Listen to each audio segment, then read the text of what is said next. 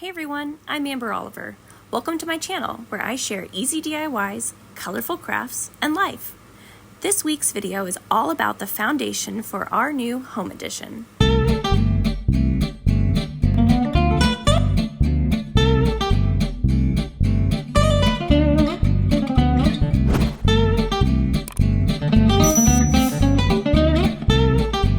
We had a brand new foundation poured for our living room home edition. I'm sharing all about the process and of course answering the question, how much does that cost? When expanding your home, the foundation is not just the literal but also the metaphorical base of your project. Pouring a concrete foundation, especially one that is reinforced to support future upward expansion, involves several critical steps. There are considerations that affect the total cost and durability of the construction. I'll share what I've learned and I hope it will help you. This is one part of the project we knew we could not DIY. There are several kinds of foundations. For our home, we have what's called slab on grade. A concrete foundation typically involves laying a thick concrete slab designed to support the weight of your home. Since we were considering future expansion and hoping to someday add a second story, we opted for a thicker foundation. Our foundation was actually 24 inches deep around the edges. So the process starts with site preparation. After our old patio was demoed, the old concrete had to be cleared away. Then they started digging.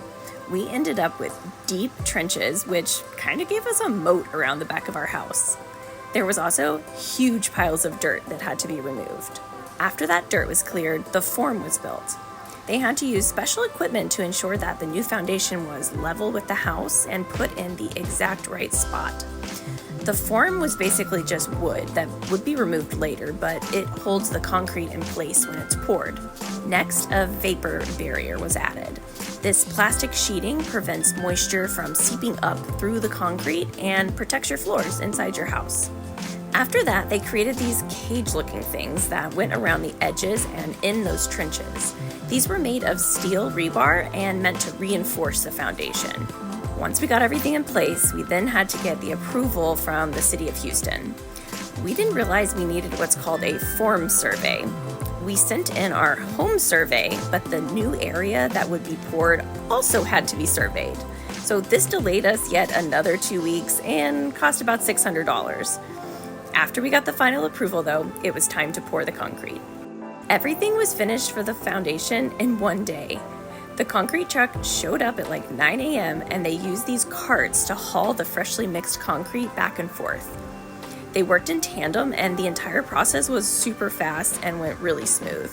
Other workers were wearing these big boots and standing right in the middle of the concrete.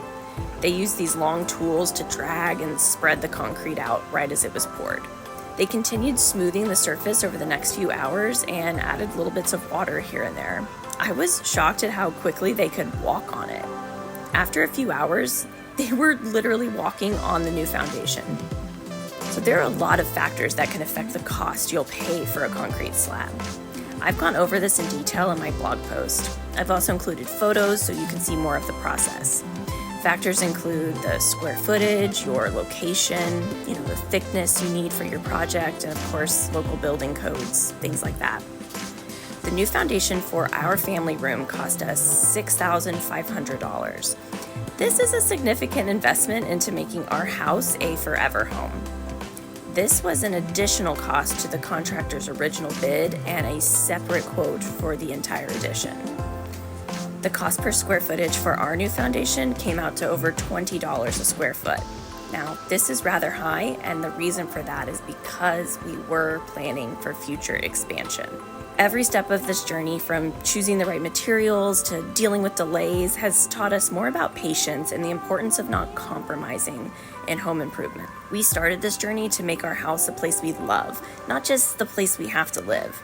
We feel more connected to our home, knowing that every part of this foundation was laid with our future possibilities in mind. Next up, we get walls. Please subscribe and catch our next video about the framing of the new addition. Thanks for watching. I'll see you in my next video.